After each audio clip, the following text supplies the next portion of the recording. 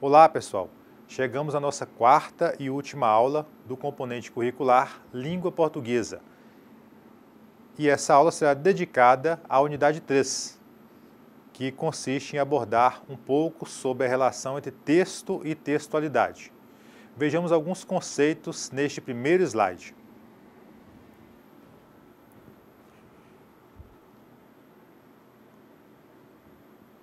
Na relação texto e textualidade, é preciso conceber o texto como uma unidade de ensino-aprendizagem que dialoga com outros textos que, por sua vez, remetem a textos passados e que farão surgir textos futuros.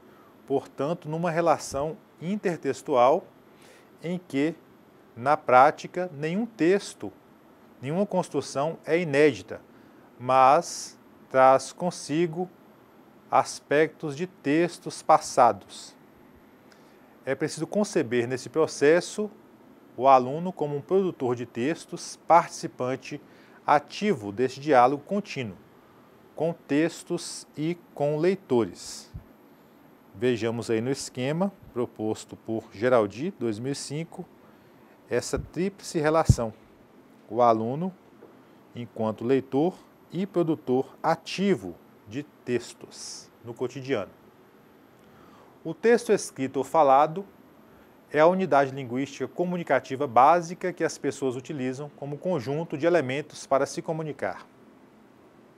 Sendo que, para Costa Val, esta compreensão depende de três aspectos fundamentais que se relacionam: o pragmático, o formal e o semântico conceitual. Sendo pragmático voltado para a prática, correspondendo esta à atuação informacional do texto e também à atuação comunicativa, aos objetivos ali definidos, conforme o gênero específico. O semântico conceitual corresponde à ideia do sentido que esse texto visa a transmitir, pensando também na coerência que está implícita sobre o mesmo. Já o aspecto formal vai delimitar os elementos linguísticos, a forma desse texto, envolvendo também a coesão. De acordo com Fávero e Koch, 2002, o texto pode ser compreendido conforme duas acepções básicas, em sentido lato e em sentido estrito. Sendo o sentido lato toda a capacidade de linguagem do ser humano. Portanto, o poema, a música, a pintura, o filme, a escultura, o cheiro, por exemplo, que evoca a memória olfativa, e ainda qualquer tipo de comunicação realizado através de um sistema de signos corresponderiam ao texto no sentido lato, mais amplo. Já o sentido estrito corresponde à linguagem verbal, que envolve a oralidade e a escrita. Para as autoras, nós temos neste nível o discurso como atividade comunicativa contextualizada no evento de sua comunicação. Vejamos então, pessoal, uma relação entre essas duas perspectivas. Temos o texto numa perspectiva mais ampla, o sentido lato, que corresponde a toda a forma de linguagem presente na vida, não é? Na sociedade, passível de ser utilizada pelo ser humano, e o sentido estrito, o texto verbal que é escrito ou falado, nós utilizamos diariamente. Assim, você pode dizer que um texto não se define pela quantidade de palavras empreendidas, e sim por sua textualidade, isto é, a possibilidade de que seja entendido como unidade significativa global. Para que o texto seja bem redigido e transmita claramente as ideias contidas, é preciso que se observem aspectos como a clareza, devendo esse texto ser redigido em uma linguagem que possibilite ao leitor compreensão do que está sendo exposto, de maneira que a linguagem, em situações formais, por exemplo, deve ser impessoal, culta, numa modalidade padrão. Concisão. O texto deve ser transmitido de forma objetiva, com ideias diretas, sem rodeios. Deve ser escrito sem a utilização de palavras desnecessárias também.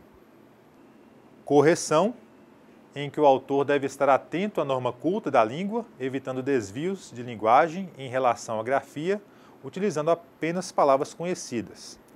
Elegância.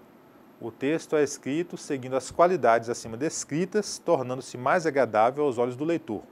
Quanto mais limpo, sem rasuras, legível e claro estiver o texto, mais fácil será a sua compreensão.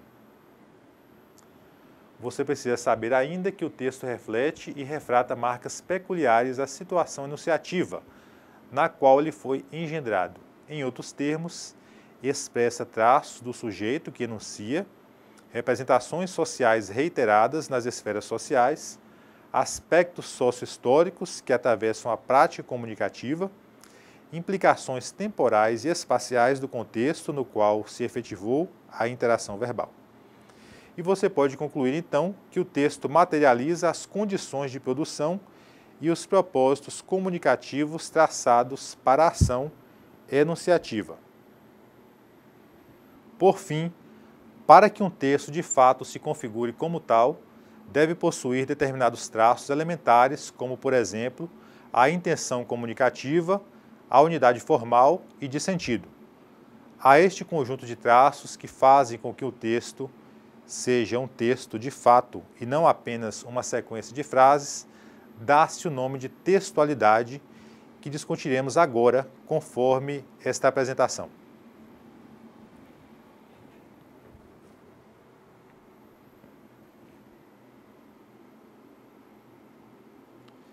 Fávero e Koch, 1994, apresentam 7 fatores de textualidade, sendo o primeiro a coerência, a qual refere-se ao sentido que um texto deve apresentar. Isto é, as partes que o compõem devem se ligar por uma continuidade de sentido, de modo que não apresente contradições de ideias e que não seja ilógico, mas, ao contrário, compreensível.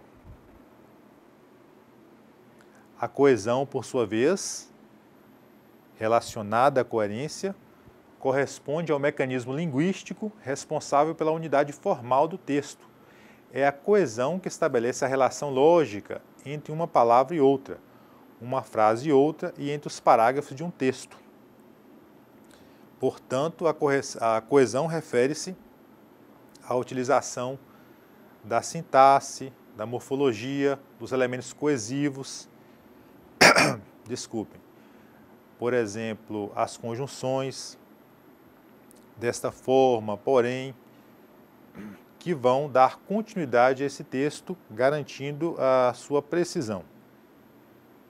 A intencionalidade, que corresponde a uma característica que mostra a atitude do locutor, sua intenção comunicativa, seu objetivo ao produzir o texto, seja ele espontâneo ou solicitado numa determinada atividade avaliativa, por exemplo, assim como os textos orais que nós produzimos no dia a dia a partir da interação com os interlocutores, nos diversos espaços sociais. A aceitabilidade, que refere-se à atitude do interlocutor, suas expectativas em relação ao texto. Portanto, os textos didáticos, por exemplo, devem ser produzidos conforme o nível, a série, não é? E uma determinada disciplina. Daí, infere-se sobre a aceitabilidade desse interlocutor. Assim como os textos publicitários, por exemplo, que são produzidos visando a um público específico, conforme o produto anunciado. A situacionalidade é um fator responsável pela adequação do texto a um determinado ambiente, um contexto ou situação em que ocorre a comunicação. Portanto, está relacionada aos níveis de linguagem, às adequações das quais nós já mencionamos.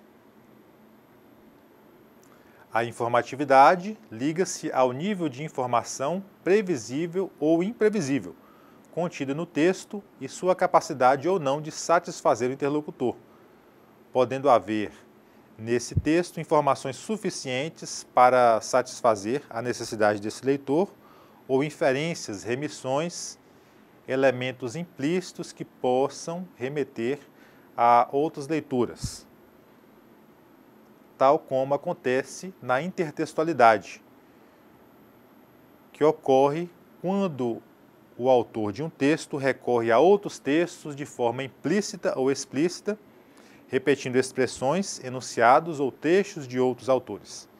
Para identificar essas vozes, o autor conta com o conhecimento prévio de seu interlocutor. Daí é que, ao ler um determinado texto, pode ser um artigo, uma reportagem, ou ao assistir, não é, uma videoreportagem, por exemplo, nós podemos associar os conhecimentos, as informações ali abordadas a outras leituras que, eventualmente, tenhamos feito de maneira prévia. Então, pessoal, vejamos agora um pouco sobre a produção de texto, um elemento muito importante para vocês durante todo o curso, durante toda a vida. A humanidade não para de evoluir e, com sua evolução, evoluiu também a linguagem, tanto oral quanto escrita, utilizada por ela. Essa evolução é retratada pelos gêneros textuais, que são usados nos mais variados contextos linguísticos. E, de acordo com Marcuski, 2002, é muito grande o número de gêneros textuais que existem em nossa sociedade e esse número vem aumentando cada dia mais devido aos avanços tecnológicos que fazem surgir novos gêneros, novas abordagens, demonstrando que a língua é dinâmica e que esses gêneros vão cumprir as necessidades da sociedade. Vejamos algumas especificações nesta apresentação.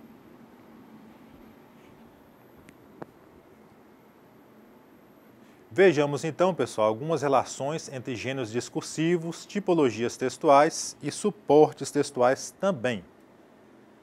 Nessa introdução, são realizadas algumas perguntas retóricas a respeito da condição de algumas situações comunicativas que expressariam ou não o sentido de textos.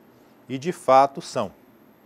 E aí perguntamos, por exemplo, sobre a conversa telefônica, informal entre amigos, a letra de uma música, ao ouvirmos o rádio, capítulo de uma novela, um texto publicitário, notícia de jornal. Enfim, todos são textos. Quando falamos, também produzimos textos ou são textos apenas os escritos? Para que servem? O que diferencia um texto do outro? São questionamentos dos autores aqui descritos. Os gêneros textuais correspondem à diversidade de textos que ocorrem nos ambientes discursivos de nossa sociedade, conforme nós já citamos. De acordo com o momento histórico, pode nascer um gênero novo, podem desaparecer gêneros de pouco uso ou ainda um gênero pode sofrer mudanças e até transformar-se em um novo gênero.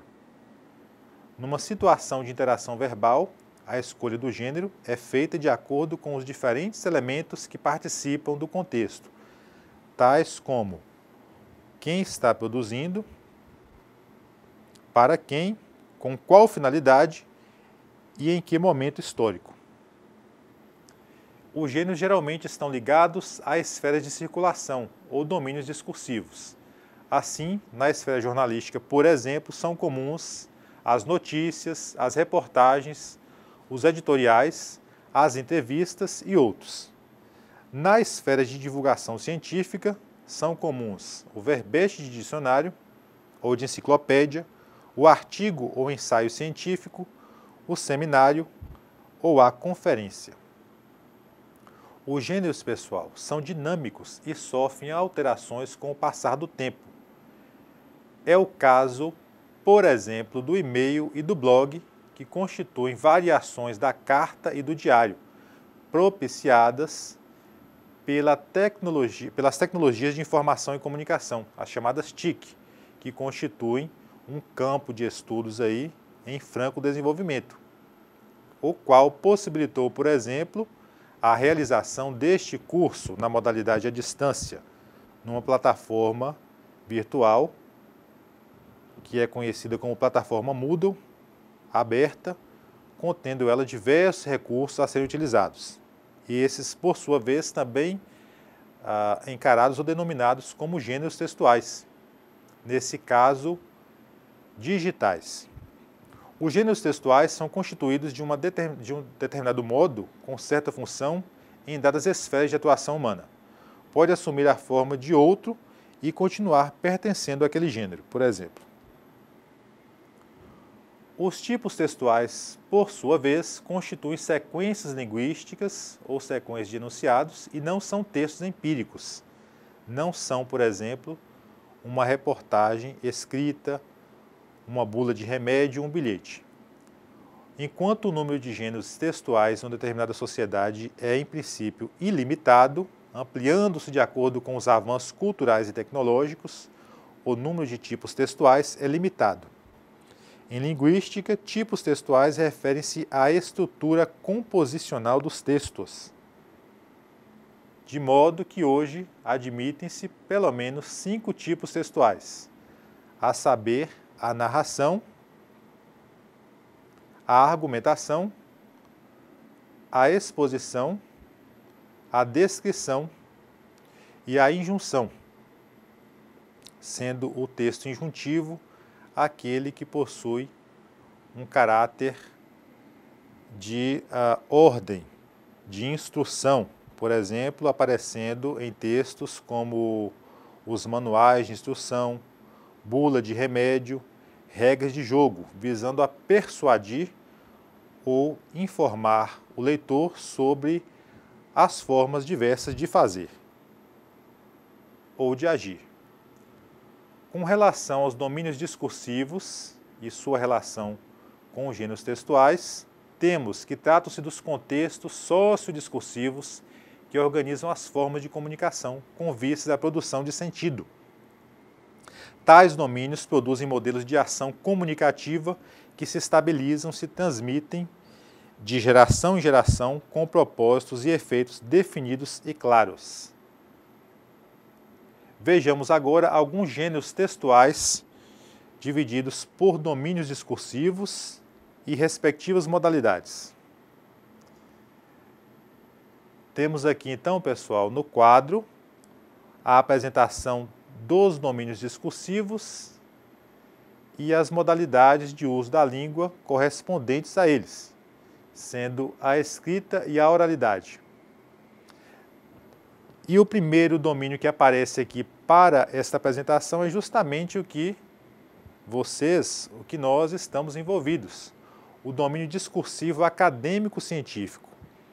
Então pensemos neste contexto, vivenciado pelos pares, como propiciador de um conjunto de possibilidades de textos na modalidade escrita e na oralidade. Na escrita temos, por exemplo, o artigo científico, as notas de aula, a tese, que é no nível de doutorado, dissertação para mestrado, o resumo, a resenha, a biografia, cronogramas de trabalho, manuais de ensino e o próprio currículo. Textos esses com os quais vocês deverão lidar no decorrer do curso. Na oralidade nós temos a conferência, o debate, a discussão em sala de aula ou no momento presencial do curso, por exemplo, exposições, as aulas, os seminários e as comunicações orais, já pensando nos eventos de que vocês irão participar inscrevendo algum trabalho sob orientação de algum professor para uma apresentação. No domínio jornalístico, nós temos aqui, para a modalidade escrita, alguns exemplos: o editorial, a notícia, a reportagem, um artigo de opinião, carta ao leitor e carta do leitor também, reclamações, charge, entre outras. Na oralidade, a entrevista, notícias de rádio e TV, comentários, discussões, debates e apresentações diversas.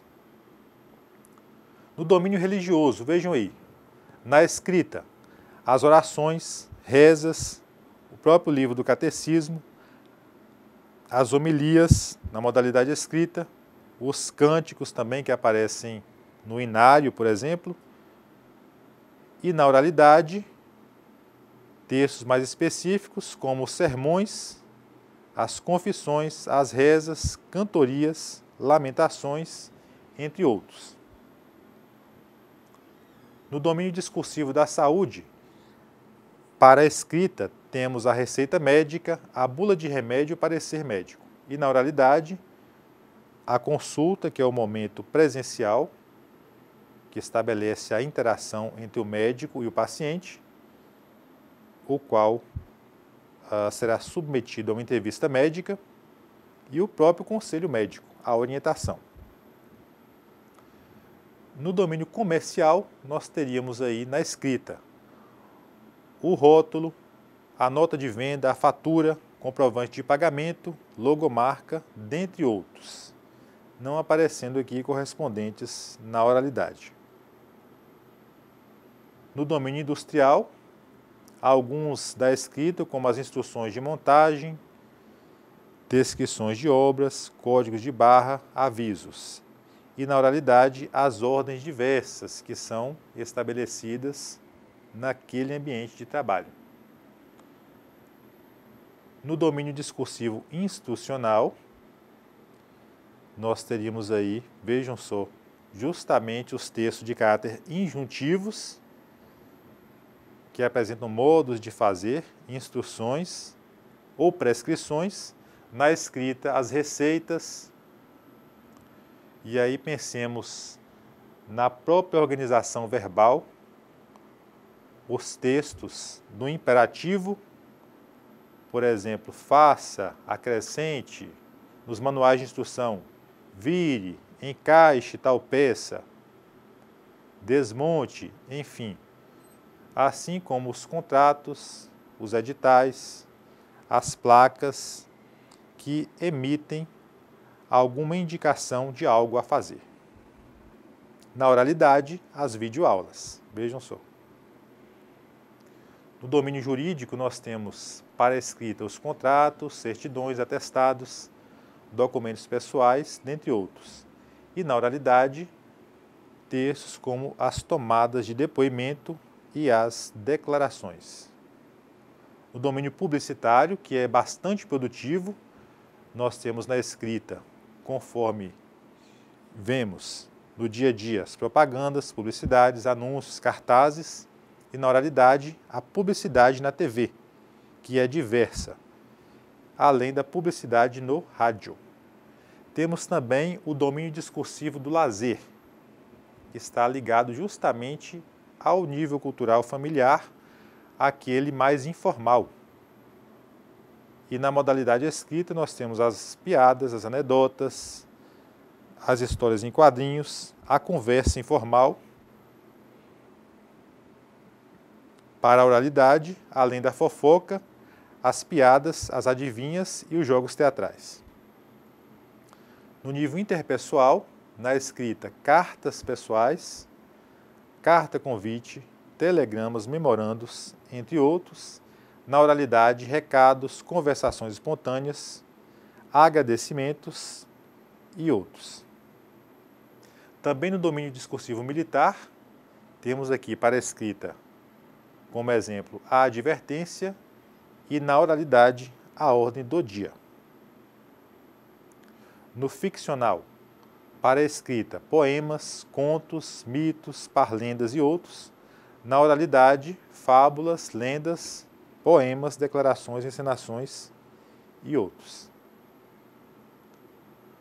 No cotidiano, para a escrita, bilhete, diários, recados, convites, na oralidade, conversação e seus tipos, além da cantoria. Então, pessoal, vemos que há uma diversidade de gêneros textuais, tanto para a modalidade escrita quanto para a oral, com os quais nós lidamos no dia a dia. E esses textos estão sempre relacionados a um determinado suporte textual, que consiste no local onde está sendo visualizado, vinculado esse texto. O suporte textual pode ser físico ou também virtual. Há suportes que foram elaborados por terem a função específica de portarem ou fixarem textos, esses chamados de suportes convencionais. Outros operam como suportes ocasionais ou eventuais, que chamaremos de suportes incidentais. Portanto, grifem aí essa relação entre os suportes convencionais e os suportes incidentais. Alguns exemplos de suportes convencionais, ou seja, objetos, elementos que foram feitos de fato para conterem textos. Revistas, jornal, papel, rádio, televisão, quadro de avisos, encarte, folder e outros. Alguns exemplos de suporte incidental, ou seja, que não foram feitos especificamente para conterem textos, mas que são utilizados para tal finalidade.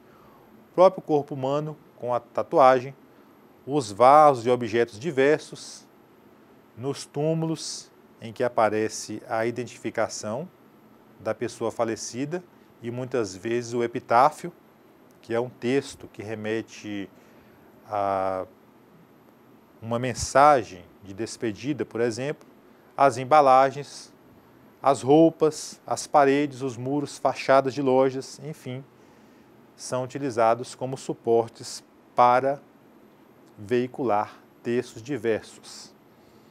E aqui nós temos um esquema proposto também por Marcuschi para exemplificar essa relação entre textos, domínios discursivos, os diversos discursos.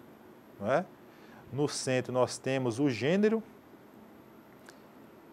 que corresponde a um determinado domínio discursivo, está relacionado também a um suporte, correspondendo esse texto, esse suporte a um determinado evento discursivo, ou seja, as diversas situações de produção que ocorrem na sociedade.